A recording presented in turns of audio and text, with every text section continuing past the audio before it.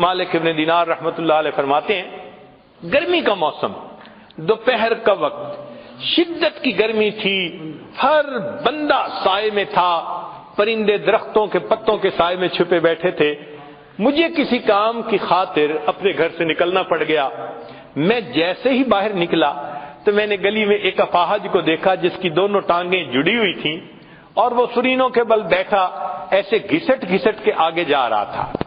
جب میں اس کے قریب ہوا تو میں نے دیکھا کہ دھوپ کی وجہ سے اس کی جلد سرخ ہو چکی جیسے جلتی ہے، پسینے میں شرابور جیسے نہایا ہوا ہے، اور وہ چلتا جا رہا ہے۔ میں نے سلام کر کے پوچھا کہ تو کہاں جا رہا ہے؟ اس نے کہا کہ میں حج کے سفر پہ جا رہا ہوں۔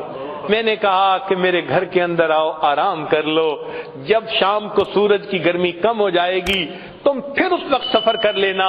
اس نے کہا مالک ابن دینار، آپ تو پاؤں کے ذریعے آرام سے سفر طے کرتے ہیں، میں گھسٹ گھسٹ کے انچ بائی انچ آگے سفر طے کرتا ہوں، وقت زیادہ لگتا ہے، میں راستے میں رکنا نہیں چاہتا، ایسا نہ ہو کہ ادھر ایام حج آ جائیں اور میں ابھی راستے میں پھر رہا ہوں، میں رمان میں کہیں نہیں رکوں گا، منزل پہ پہنچ کے دم لوں گا۔ میں نے کہا نوجوان میرے گھر تو آرام کر لے، میں تیرے لیے سواری کا بندوبست کر دیتا ہوں، گھوڑے کا انتظام کر دوں گا، تو گھوڑے پہ سوار ہو کے جلدی سفر کرنا، ایام حج سے پہلے پہنچ جائے گا۔ یہ بات سن کے اس نے میری طرف دیکھا، مالک ابن دینار میں تو تجھے بڑا عقل مند سمجھتا تھا، کیسی بات تو نے کر دی؟ میں نے پوچھا کیوں؟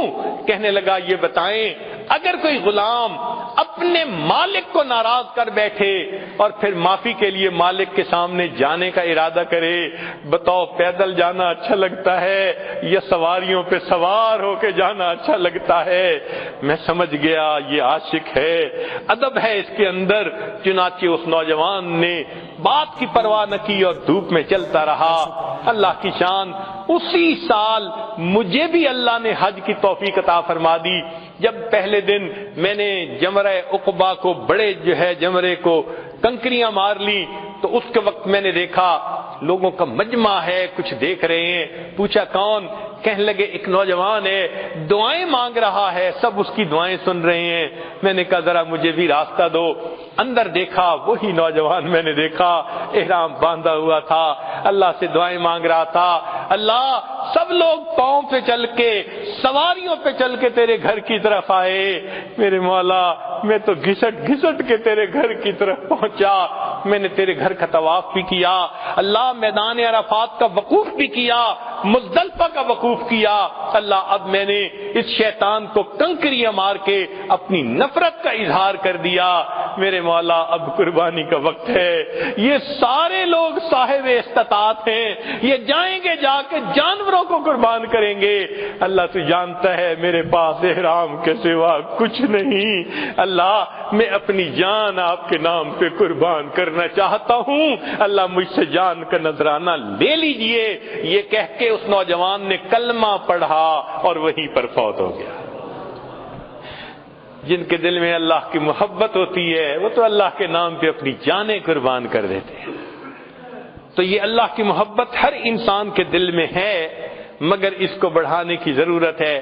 اللہ تعالی ہمیں بھی توفیق دے تاکہ ہم اس محبت کو بڑھائیں، ہمارے لیے پھر عبادت کرنا آسان، تلاوت کرنا آسان، نیکی کرنا آسان، گناہوں سے بچنا آسان۔